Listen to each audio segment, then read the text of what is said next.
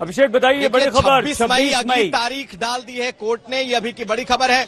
बिल्कुल 26 मई अगली तारीख तय कर दी है अदालत ने, यानी कि अब अगली सुनवाई जो है वो 26 मई को होगी। और 26 मई को कौन सी सुनवाई होगी ये हम आपको अभी थोड़ी देर में बताएंगे। इस बारे में हमारे पास सूचनाएं आएंगी, लेकिन अगली तारीख जरूर तय हो गई है। अभिषेक बताते रहिए क्या क्या हो सकता है, कौन सी ये तारीख है, आगे क्या हर याचिका पर या आज की कार्रवाई सीधे आगे बढ़ेगी या 26 को कुछ और सुनवाई होगी, क्या होगा बताते रहिए। देखिए अभी जो खबर आई है उसके मुताबिक सीधा 26 मई की यह तारीख तय कर दी गई है। यानी आज जो प्रोसीजर है, जो इसके तारीखों के कैलेंडर है, मुझे लगता है उसे तय करने की शुरुआत हो गई है कि 26 मई को हो सकता है कि जो सुनवाई हो वो किस मुद्दे पर होगी। क्या मेंटेनेबिलिटी पर ही सुनवाई होगी। जज वकील भी बाहर निकले हैं, हम भी कोशिश करते हैं कि वो कुछ बताएं कि आखिर इस वक्त क्या हुआ है, लेकिन तय हो चुका है। अभिषेक आप अपनी बात करते रहिए, कुछ बताते रहिए और बात करने की कोशिश कीजिए। देखिए 7-11 के तहत जो हमारी जानकारी है 7-11 यानी कि मेंटेनेबिलिटी पर ये सुनवाई 26 तारीख को होगी। ये अभी बात निकल करके सामने आई है, यानी कि जिस तरीके से सुप्रीम कोर्ट ने कहा था कि ये केस मेंटेनेबल है या नहीं, इसे प्रायोरिटी पर सुना जाना चाहिए, तो वही तारीख तय कर दी गई है। 26 मई को सबसे पहले इसी चीज की सुनवाई होगी। यानी कि लगभग तय हो गया कि अब दोनों पक्षों को अपनी दलीलें उस दिन देनी होंगी, लेकिन हिंदू पक्ष ने कहा था कि इस पर जब भी सुनवाई हो, यानी कि 7-11 यानी कि ये केस मेंटेनेबल है या नहीं, जब इस पर सुनवाई हो तो सर्वे को भी उसमें जोड़ा जाए। इस बाबत क्या कोई अदालत का कोई फैसला आया है, इस पर नजर रखी जाएगी। लेकिन पहले मेंटेनेबिलिटी पर बात होनी है। जी नहीं, जो आज ऑर्डर में करेक्शन भी किया गया, क्या करेक्शन किया गया, वो क्या करेक्शन किया गया आज कोई? हाँ, पर ये माननीय न्यायालय ने स्पष्ट कर दिया कि हम 7-11 पे सुनेंगे, फोकस्ड करेंगे और जो पूरक प्रार्थना पत्र पड़े हैं पूजा के अधिकारी 1991 के एक्ट को लेकर जो दलीलें दी गई थी, जो बार बार कहा जा रहा था कि सुनवाई योग्य नहीं है, उस पर भी कोर्ट ने कुछ कहा नहीं। अब ये तो विवेचना का कोर्ट के विषय हो गया है और ये उसको ट्रायल पे मदन मोहन जी एक चीज और थी, क्योंकि हिंदू पक्ष बार बार कह रहा था कि यहाँ पर सुनवाई होनी चाहिए और शिवलिंग की बात भी कही गई और ये भी कहा गया कि जो रिपोर्ट कमिश्नर की पेश की गई है उस पर भी फोकस करना चाहिए। उस मसले को लेकर क्या कुछ हुआ? नहीं, उसमें विषय पर माननीय न्यायालय ने स्पष्ट कर दिया कि 2 दिन बाद इसको हम ये 26 तारीख जो पड़ रही है डेट, उस पर स्पष्ट करेंगे। यानी 26 तारीख को इस मसले पर हर एक जी महत्वपूर्ण याचिकाएं लगी थी, क्योंकि 4 याचिका थी, तो किस याचिका पर सुनवाई उसको माननीय न्यायालय ने कहा कि उस दिन हम विचार करेंगे, यानी 26। यानी अभी ये तय नहीं हुआ है कि किस याचिका पर सुनवाई होगी? जी 26 को। यानी अभी हर याचिका पर सुनवाई होगी, ये 26 तारीख को तय। उन सबको संरक्षित करते हुए सारी याचिकाओं को माननीय न्यायालय ने स्पष्ट कर दिया कि इसको 2 दिन बाद वो 26 को सुने। प्राथमिकता पे 7-11 ही है, जो माननीय सुप्रीम कोर्ट का आदेश था उसके आलोक में। आपके लिए जीत है क्या है? और निसंदेह माननीय सुप्रीम कोर्ट ने जैसा डायरेक्शन किया और हमने तैयारी कर रखी है, इसके लिए तो हम आशान्वित हैं और अवश्य ही इसमें हम विजयी शामिल कराने की बात कर रहे थे, उसको रिपोर्ट पर भी फिलहाल बात की है। रिपोर्ट जो आप बात कर रहे थे उसको लेकर के फिलहाल कोर्ट ने अभी कुछ नहीं उसको देखा है। नहीं देखा है और इस पे कोर्ट। मदन मोहन जी हर हर महादेव के उद्घोष भी लगे कोर्ट रूम के अंदर इस फैसले के बाद? हर हर महादेव का उद्घोष हुआ? निसंदेह हर्ष का अनुभूति हुई है। हमारे हिंदू पक्ष के साथियों ने वहाँ पे वादकारी ने इस प्रसंग पे हर्षित हुए। वादी पक्ष वो माननीय न्यायाधीश बैठे रहे, 5 मिनट में उसको पढ़ के सुना दिया। मदन जी वादी पक्ष ने ये कहा था कि जो साक्ष्य है, जो सर्वे साक्ष्य है, उनको भी जोड़ा जाए, तो क्या वादी पक्ष के इस मामले पर कुछ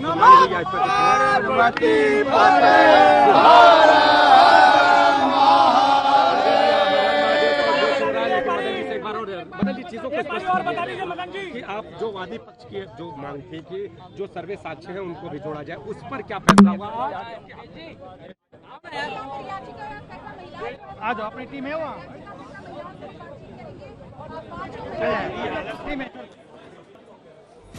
तो हमारी संवाददाता चित्रा त्रिपाठी हमारे साथ बनी हुई है। चित्रा, जैसा कि सुप्रीम कोर्ट ने भी कहा था कि प्राथमिकता पर 7-11 यानी मेंटेनेबिलिटी को लेकर सुनवाई की जाए, और वही बातें यहां जिला अदालत से निकलकर बाहर आ रही हैं। आपके पास क्या जानकारियां हैं? 26 मई को अगली सुनवाई कही जा रही है। देखिए 26 मई को सुनवाई की जा रही है। मेरे पास पूरे डॉक्यूमेंट है, हालांकि वो बहुत लंबा है तो मैं थोड़ा सा पढ़ने में वक्त लगेगा, लेकिन कुल मिलाकर एक और नई तारीख 26 और कम से कम दोनों ही पक्षों को, चाहे वो मुस्लिम पक्ष हो या फिर हिंदू पक्ष हो, वीडियोग्राफी प्रोवाइड की जाए, वो भी कोर्ट वीडियोग्राफी फोटोग्राफी की कॉपियां दोनों पक्षों को प्रोवाइड करेगा। तो अब आज कोर्ट ऑर्डर, जब आज कोर्ट ऑर्डर करेगा उसके बाद हमें कॉपी मिलेगी वीडियोग्राफी फोटोग्राफी की कमीशन रिपोर्ट पे, और 26 मई को सुनवाई है पोषणीयता पे। कमीशन की रिपोर्ट पे दोनों पक्षों से ऑब्जेक्शन मंगा लिया गया। 1 सप्ताह का समय दिया है उन्होंने जी, 1 हफ्ता के अंदर 26 तारीख को 7-11 पे सुनवाई।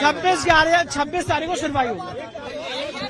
26 मई 1 हफ्ते में कमीशन की रिपोर्ट का ऑब्जेक्शन आना है।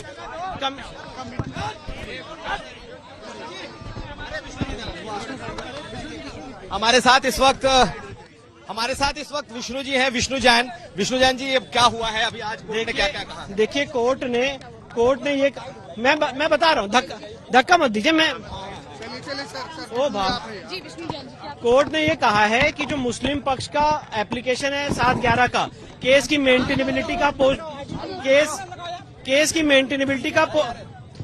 मेंटेनेबिलिटी और पोषणीयता और 7-11 का जो प्रश्न है उस पर सुनवाई 26 तारीख से होगी। साथ ही साथ जो मेरा कोर्ट से निवेदन था कि कमीशन की रिपोर्ट पे भी ऑब्जेक्शन मंगाया जाए, कोर्ट ने उस पर भी दोनों पक्षों से कहा है कि 1 हफ्ते के अंदर ऑब्जेक्शन दें, और जो वीडियोग्राफी और जो सीडी है, फोटोग्राफी की सीडी, वो भी हमें प्रोवाइड की जाए, उसके लिए भी कोर्ट ने आदेश पारित किया। 26 को सुनवाई है तो 1 हफ्ता, तो उसके बाद फिर दोबारा सुनवाई के लिए रखा है। अब 26 तारीख को सुनवाई शुरू हो जाएगी। अब उसके बाद कोर्ट निर्धारित करेगा कि इसकी सुनवाई डे टू डे होनी है, 27 को होनी है, अगले दिन होनी है।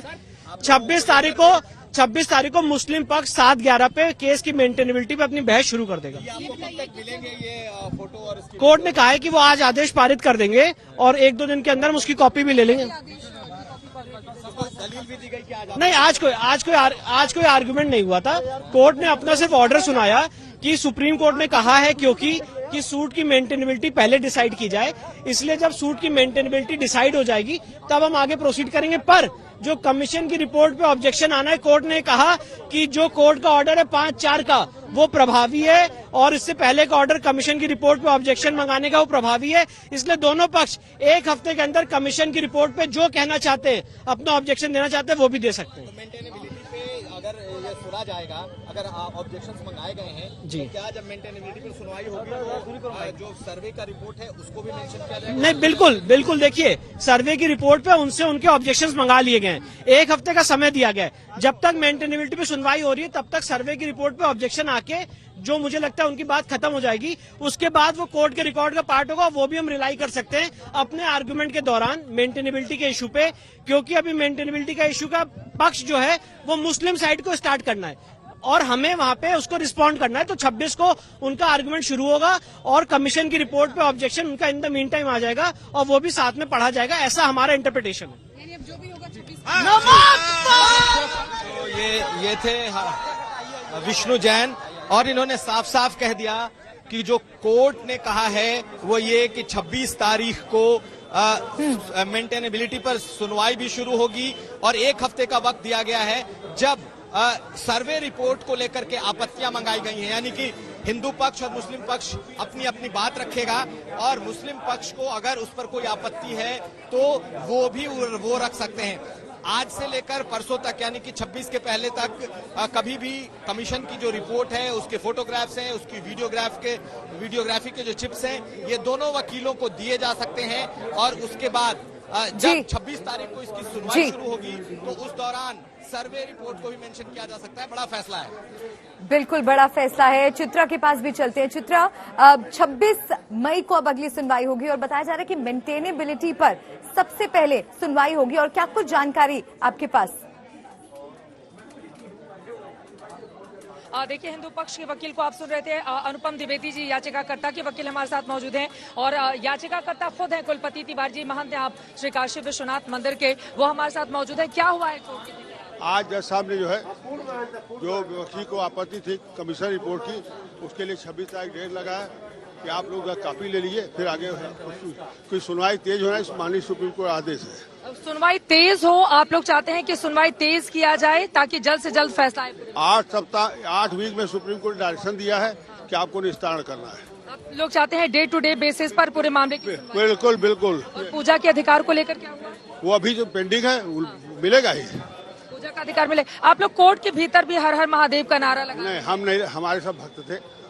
भक्त जहाँ शिव है तो कोर्ट के भीतर भी माहौल बना तो ये बताइए कि संविधान में सब लोग शपथ लेते हैं, ईश्वर की शपथ खाता हूँ, तो ईश्वर शिव ही तो है, तो शिव है हर जगह, तो शिव सत्य है, सनातन है, इसलिए शिव की बात करिए, इसलिए हर हर महादेव लगेगा ही।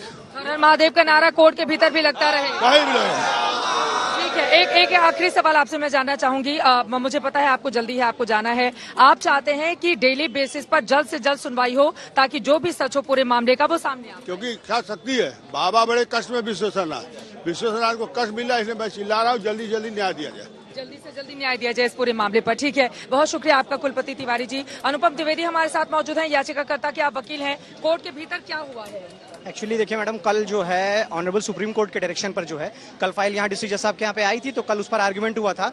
पहले मुस्लिम पक्ष का ये कहना था कि 7-11 को सुना जाए, मुस्लिम पक्ष का ये कहना था कि 7-11 सुना जाए, और हमारा ये कहना था कि कमीशन की रिपोर्ट पर आपत्ति आ जाए। तो ऑनरेबल कोर्ट ने, चूंकि सुप्रीम कोर्ट ने डायरेक्शन दिया था कि 7-11 को प्रायोरिटी पे सुना जाए, तो ऑनरेबल कोर्ट ने ये डायरेक्शन दिया है कि 7-11 को पहले सुना जाएगा। हाँ, लेकिन चूंकि सुप्रीम कोर्ट ने ये भी कहा था, ऑनरेबल सुप्रीम कोर्ट ने, कि जो सिविल जज का ऑर्डर है वो सबस्यूम्ड रहेगा, मतलब वो साथ में चलेगा। तो इसलिए जो है माननीय जिला जज ने ये भी ऑर्डर किया कि साहब आप जो है 7 दिन के अंदर अपनी आपत्ति कमीशन। आम भाषा में कैसे समझाएंगे दर्शकों को हमारे? आप कह रहे हैं 7-11 पर, यानी कि मुस्लिम पक्ष जो चाहता था वही हुआ? नहीं, ऐसा नहीं है। 7-11 का मतलब होता है रिजेक्टमेंट ऑफ प्लेंट, मतलब प्लेंट किस आधार पर चलना चाहिए, मतलब पोषणीयता की बिंदु, साधारण भाषा में कहा जाए तो पोषणीयता, कि ये प्लेंट मेंटेनेबल है या नहीं है। ठीक है, तो ऐसी परिस्थिति में जो है वो सुना जाएगा कि नहीं सुना जाएगा आगे, इस पर डिसाइड करना।